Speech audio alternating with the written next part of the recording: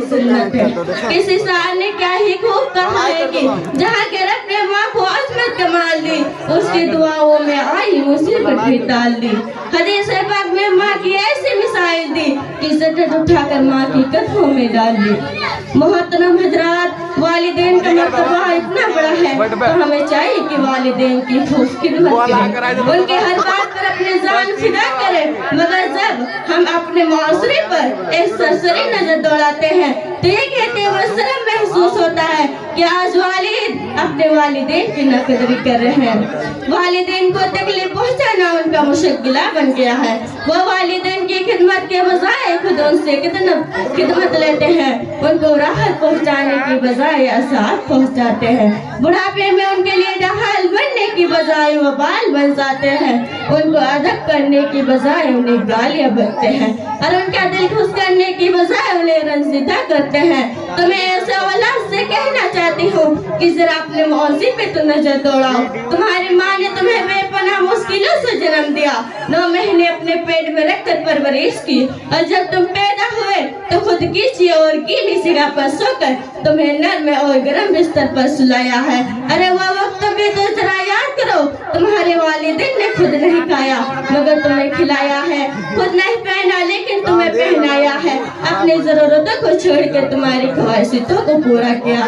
मगर आज जरा सा क्या नौजवान हो गए कि अपने ही वालिदैन को आंखें दिखा रहे हो, अपने ही माँ पर मुसाब के पहाड़ दौड़ रहे हो। तुम्हें अच्छी तरह याद होगा कि तुम्हारे वालिदा ने तुम्हारे खातिर क्या क्या बर्दाश्त नहीं किया, सिर्फ तुम्हारे खातिर लोगों से झगड़ा तक किया, सारे जमाने से हर तरफ होकर तुम्हारी ताबदारी की और बार बार अपने सीनों से लगाकर कहा ये मेरा प्यारा है, ये मेरा लाडला है। अरे तुम बेपनाह काले थे मगर तुम्हारे माँ ने कहा कि मेरा चांद का टुकड़ा है, आंखों का तारा है।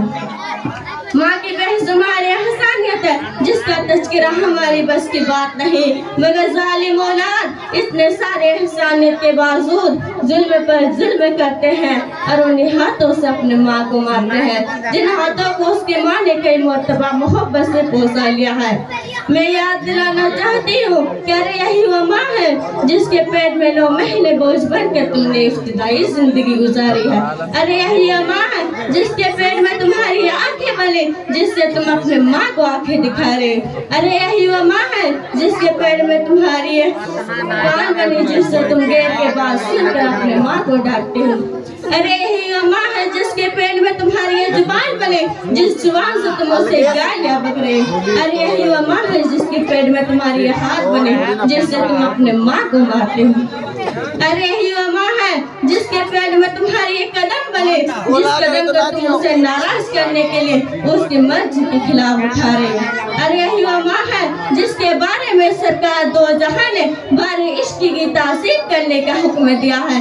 एक मर्तबा एक सहाबी बारगाह रिसालत में हाजिर हुए और अर्ज किया कि या रसूल अल्लाह मेरी माँ बूढ़ी है और मैं उसे अपने पेट पर बैठा कर पैदल हज करवाया है, तो आप बतला दीजिए कि मैंने अपने माँ का हक अदा करवा दिया। तो कुर्बान जाए सरकार मदीना के उस साथ पर आका सल्लल्लाहु अलैहि वसल्लम ने फरमाया कि माँ का हक अदा करने की दूर की बात है, अरे तुमने वो शाह का भी हक अदा नहीं किया जो पेट में एक मर्तबा करवट बदलने से निकली है।